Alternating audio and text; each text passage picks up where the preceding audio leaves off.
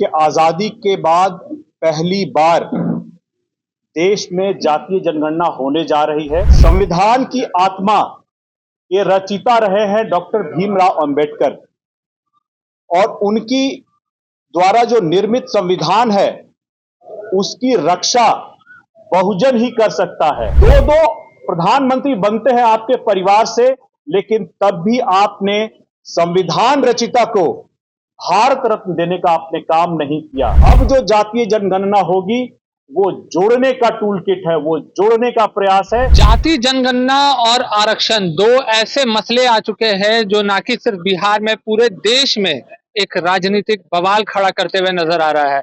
नमस्कार, मैं हूं फलक सिंह और आप सभी का स्वागत हो चुका है हमारे चैनल सच टॉक्स में। ना पक्ष ना विपक्ष, सिर्फ सच। और जिस तरीके से जाति जनगणना किसने करवाई और किसके हाथ में इसका श्रेय जाता है, कौन है पिक्चर के पीछे का हीरो, इसके पीछे तमाम पार्टियां अपनी क्रेडिट लेने में जुड़ गई है। और आज हम मौजूद है एलजेपीआर के कार्यालय में, जहां पर हमारी सीधी बात होती है जमुई से सांसद अरुण भारती जी से, और क्या कुछ कहना है उनका जाति जनगणना को लेकर के और साथ ही साथ में आरक्षण को लेकर के। आइए सीधा उन्हीं से जानते हैं। देखिए, आजादी के बाद पहली बार देश में जातीय जनगणना होने जा रही है, जिसमें दलित समाज की, बहुजन समाज की क्या संख्या है, उनका क्या आंकड़ा है, ये सही तरीके से जाना जाए, ताकि उनके लिए जो योजनाएं बनती हैं, उनके लिए जो बजट में राशि की आवंटन की जाती है, उसको किस तरह प्रभावी तरीके से किया जाए, ताकि जो भी लोग अभी समाज के मुख्य धारा में जुड़ने से पीछे रह गए हैं, उनको मुख्य धारा में विकसित भारत का जो सपना है उसमें कैसे जल्द से जल्द जोड़ा जाए, इसको लेकर के हमारे राष्ट्रीय अध्यक्ष चिराग पासवान जी ने, उससे पहले हमारी पार्टी के संस्थापक स्वर्गीय रामविलास पासवान जी ने जातीय जनगणना को लेकर के सदन में आवाज उठाई थी। माननीय मुख्यमंत्री नीतीश कुमार जी ने पार्लियामेंट में, संसद के सदन में आवाज उठाई थी। केंद्रीय मंत्री जीतन राम मांझी जी ने भी इसको लेकर के आवाज उठाई थी। उन्हीं के प्रयासों को आगे लेकर के चलते हुए हमारी पार्टी के राष्ट्रीय अध्यक्ष और केंद्रीय मंत्री चिराग पासवान जी ने भी लगातार इस मांग को पुरजोर तरीके से उठाया है, और उन्हीं के इन प्रयासों को आगे ले जाते हुए माननीय प्रधानमंत्री श्री नरेंद्र मोदी जी ने उनको, चिराग पासवान जी के प्रयासों को जो उन्होंने एक दिशा देने की कोशिश की है, इसको जो कैबिनेट कमेटी में स्वीकार किया गया है, इसके लिए माननीय प्रधानमंत्री नरेंद्र मोदी जी और हमारी पार्टी के केंद्रीय मंत्री चिराग पासवान जी, माननीय मुख्यमंत्री नीतीश कुमार जी, जीतन राम मांझी जी का हम लोग बहुत आभार, बहुत उनका स्वागत करते हैं। साथियों, संविधान की आत्मा ये रचयिता रहे हैं डॉक्टर भीमराव अंबेडकर, और उनकी द्वारा जो निर्मित संविधान है उसकी रक्षा बहुजन ही कर सकता है। आज के दिन में जो लोग संविधान को पॉकेट बुक बना करके सिर्फ सदन में लहराने का काम करते हैं, उनको ये बताना जरूरी है कि आप ही लोग थे जिन्होंने इस बात का विरोध किया था कि ड्राफ्टिंग कमेटी के चेयरमैन डॉक्टर अंबेडकर ना बने। आपने उनको चुनाव जीतने नहीं दिया, आपने उनकी तस्वीर को, तैलचित्र को सदन में नहीं लगने दिया। आपने उन्हीं के द्वारा रचित संविधान से दो दो प्रधानमंत्री बनते हैं आपके परिवार से, लेकिन तब भी आपने संविधान रचयिता को भारत रत्न देने का आपने काम नहीं किया। और आपके ही परनाना पूर्व प्रधानमंत्री जवाहरलाल नेहरू चिट्ठी लिखा करते थे अपने मुख्यमंत्रियों को कि आरक्षण जो संविधान के द्वारा दी गई है वो दूसरे दर्जे का नागरिक पैदा कर रहा है।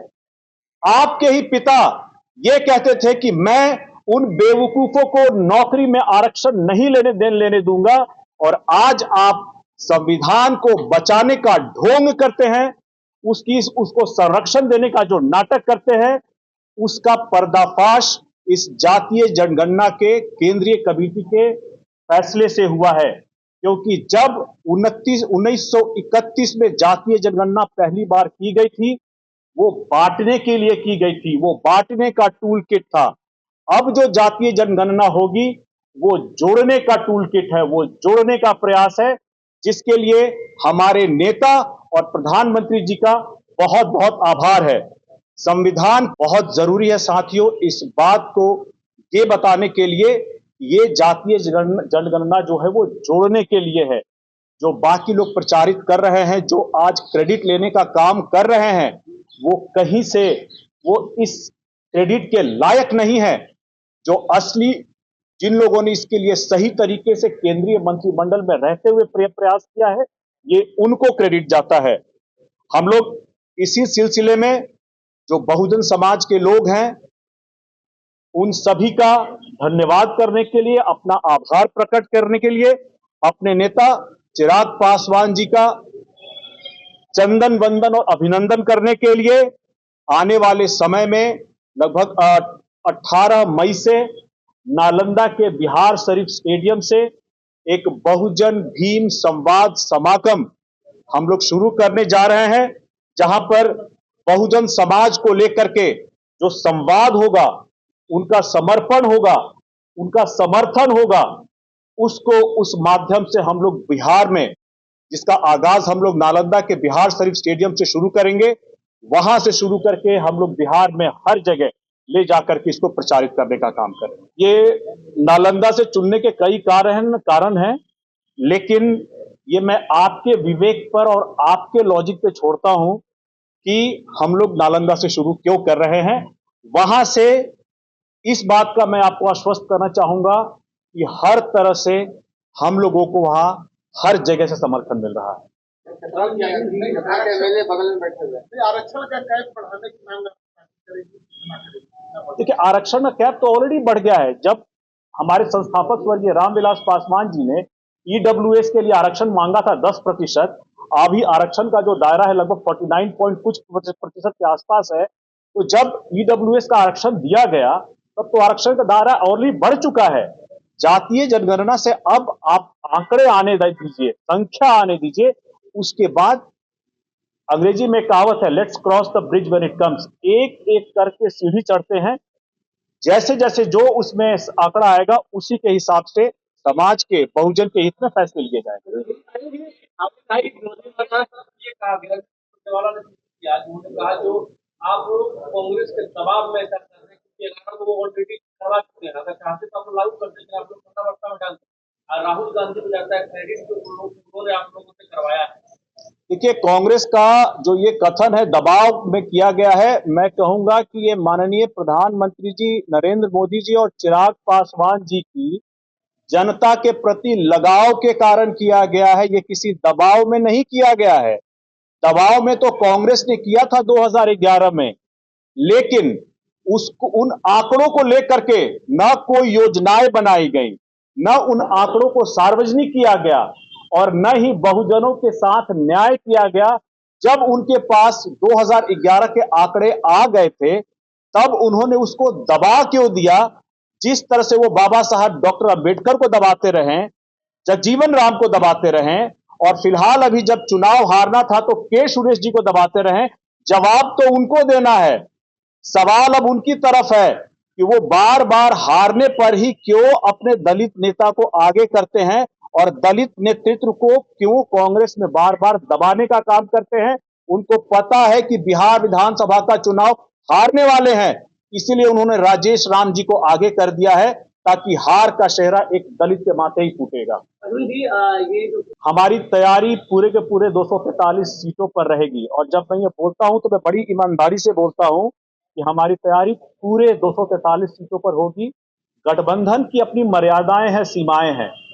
गठबंधन में एक बार तय हो जाएगा तो इस बारे में जानकारी आपको भी दे दी जाएगी कि कौन दल कितनी सीटों पर लड़ रहा है। लेकिन मैं आपको एक चीज के लिए आश्वस्त करना चाहूंगा कि हम जितनी सीटों पर चुनाव लड़ेंगे, बिल्कुल उसी तरह लड़ेंगे जैसे हमें अपना स्ट्राइक रेट लोकसभा वाला मेंटेन करना हो, और जहां हम नहीं लड़ेंगे वहां अपने गठबंधन के सहयोगियों को 100% स्ट्राइक रेट से जिताने का भी काम करेंगे। जैसा कि आपने देखा और सुना, साफ तौर पर उनका जो कहना है कि चिराग पासवान के नेतृत्व में दिशा निर्देश के अनुसार नरेंद्र मोदी के साथ दरख्वास्त की है, और जिस पर नरेंद्र मोदी ने भरोसा दिखाया और जाति जनगणना का फैसला लिया गया है। और साथ ही साथ में आरक्षण को लेकर के भी उन्होंने साफ कर दिया है कि ये रामविलास पासवान की पार्टी है और हमेशा से रामविलास पासवान का ये उम्मीद था और ये महत्वाकांक्षा थी कि आरक्षण हो बिहार में, और इसे ये लोग आगे चल करके दिल्ली में भी रखने जा रहे हैं बातों को। और जिस तरीके से अरुण भारती ने आने वाले बिहार विधानसभा चुनाव को लेकर के बातें कही है, उससे स्पष्ट हो गया है कि कहीं ना कहीं एलजेपीआर ने बिहार विधानसभा के लिए कमर कस ली है, और कहीं ऐसा ना हो कि बड़ी सीटों का पर दावा ठोकते हुए एलजेपीआर नजर आए। जुड़े रहे हमारे साथ, देखते रहे सच टॉक्स। धन्यवाद।